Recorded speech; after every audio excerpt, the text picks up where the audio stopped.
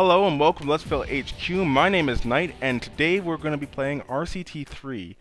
And I just decided, instead of let's doing a Let's Fail and me through some of the scenarios, what I'm going to do is I'm going to show you how to build a simple park using the stock parts in RCT3, no mods, no nothing.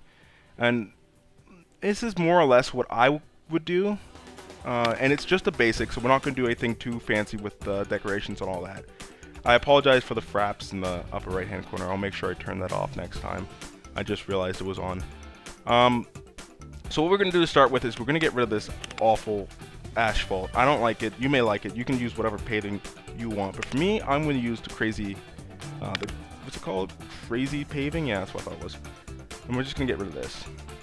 So let's do that. And just so you know, if you want to do it quicker, which I probably should have done, thinking back on it, is if you use this, it's the trash bin over here, delete objects. You can go to the multiple one, just drag, click delete, and it's gone. Which I probably should have done. Anyways, I'm gonna use the crazy paving, and we're gonna do. I like to do three wide. I find that it lessens the congestion, and I don't think congestion does anything other than make it look kind of. I don't know, it looks ugly with all the people on one by one paving section there. So we're going to do 3 wide. I'm going to do it up to about here. So quickly fill that in. Now that we have that, what we're going to do is we're going to build a little entrance building. Now what I like to do is I like to make my own scenarios, and what I would do is I'd have the entrance, instead of being up here, would be right here. This would be the entrance to my park, and it would be covered in an entrance building. So what I'm going to do to build my entrance building is I'm going to go down to full height, slate walls. I'm going to make these black. And let's build this a little entrance building. Now you want to make sure that this is facing outwards, because you can't have it facing inwards because it's going to interfere with the track. I mean, not the track, the pavement. Sorry about that. So let's do 3 on each side, facing outwards. And then we're going to have 1 on the insides, facing inwards like that. Then what we're going to do is we're going to go up. I want to see if they have slate windows. I don't think they do. No. So we're going to use the block wall with square window. You could also use. Oh yeah, they do. Here we go. Never mind. Let's use this. Let's use the slate with large window. Sorry about that. My bad. And we're going to put that facing inwards. Like so. And then we're going to fill those in with slate walls. Now you could have used, the way I was originally going to do it, you could have used these windows like so. And then had these filled in with this one, full height block wall. But I'm going to make everything in a slate. Now this is where the entrance would be, right here. And I just kind of put the windows in as if it was like, you know, the concession stand or whatever, you know, you handed your tickets in. And then here would be where my information center would be. And I'll get into that a little later on in here. So now that we have that done, what we're going to do is we're going to go all the way up to the top to 1/3 slate wall. And we put those on top, just so it gives it a bit more height. Actually, you know what? Yeah, that may cause a problem later on. We'll see. What may happen is that, okay, they're good. They have slate. Last time I did this, I accidentally used the block chimney with the slate, and it looked awful because it didn't match. So once again, this is your preference. You don't have to do the entrance building. That's just what I like to do. I like to make it just a little bit more fancy. So now that we have that, we're going to go up to slate roof, wherever I saw that. Half slate roof. And we're going to spin these outwards, like so. Line it up with the ledge, so it looks like that. And we're going to put these on the outside. Spin around. Again. There we go. Now on the inside, what we're going to use is we're going to go down here to slate rooftop, and we're going to use that. And you're going to line that up with the crest of this one. Actually, you know what? If there was a better one, we could use that so it doesn't have that ledge right there. So it flows. Let's try and see. So we want to use half.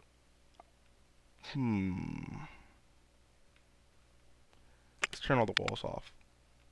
Let's just see what we have. No, it doesn't look like they have it. Alright. What I would like is, I don't want that, I didn't like that ledge there, that little lip. So I was hoping that they'd have something that which didn't have it. But because they don't, whatever, we'll stick with that. It's not a big deal, it's just my preferences. I like things that flow. I'd rather have it look nice and even than have that huge jagged line there. So once we get that filled in, you're gonna have a gap in between the roof and the wall. So you're gonna go up to walls, turn walls on first, and you go 2/3 height, and that should fit perfectly. Yeah. There we go. And there you go, your basic little entrance building. Now, if that's a bit too large of an opening, it looks too much like a garage, what you could do is go up to 1/3 height slate, like we did on the outside edge. You want to put these ones on the inside. So instead of facing outside, they won't line up. You want on the inside, facing inside, like this. So it squares out even. And there you go, you've shrunk the opening of these doors here. Do the same on this side. And there you go. It's now a little bit shorter, so it doesn't look like it's a barn. It still kind of looks like it's a barn, but oh well. Now we're going to fill this in with the walkway. Like so. And there you go. You got your little nice opening. But still, this still looks a little bland to me. So what we're going to do is we're going to cut out this section right here. So from there to about there, we're just going to cut that out. A bit more. Get rid of that. We're going to get rid of the park inspector, just so he doesn't die. We're going to go to train tools, and we're going to open up train shaping and adjust train tiles. And we're going to make this just a little river lake thingy, little fountain. Let's call it a fountain. So we're going to lower this down, angle it down like so. Do the same on the other side, and then we're going to lower these. So I'm going to do that. I'm going to stop filming and I'm going to do that so it doesn't chew away time, and I'll let you see what it's done when I'm finished. Okay, so this is what it will look like afterwards. And just so you know, you have different options. You can do corner, you can do half, or you can do the whole thing, lowering it. So it gives you a lot of options to play with. So once I do that, I like to put, you can either keep it up without lowering it and just have trees in there, or you can do it like this. Have some water in there so it's nice and reflective, and then put the trees in there. And we're going to use, let's use some hollies in there. Every other space. Then you get something that looks like that. Now, we have that pretty much decorated, but it's still not complete. So we're going to add some benches. What you want to do is you want to add the benches in front of the trees. So put every bench, all the benches in front of the trees, like so. Actually, we can get rid of this window for right now. Open up later. Alright. And then, going back into here, we're going to put our lighting in. Now, you can use whatever lighting you want. I like the street lamps. They look nice in this situation. So we're going to put some street lamps in here. Like so. There we go. So what I did with the street lamps is I put them in between the benches. Now I'm not going to put any here. So it looks like that. And there you go. That's the basic entrance here. So we're going to build a roller coaster, seeing as we have the entrance, we have a nicely decorated entrance, but we don't have any rides. So let's get into a basic roller coaster. I'm going to build a pathway out to about somewhere over here, and we'll start working on the roller coaster. So I'm just going to stop and do that. Okay, so now that we've finished the path here, let's start our very first roller coaster. Now you can use whatever you want for your coaster design. I'm going to use the corkscrew. That's my favorite roller coaster type here. And I'm going to do a floating station design, because I don't like just having it on the ground. Some coasters I'll build just on the ground, but I also like having some that are up in the air.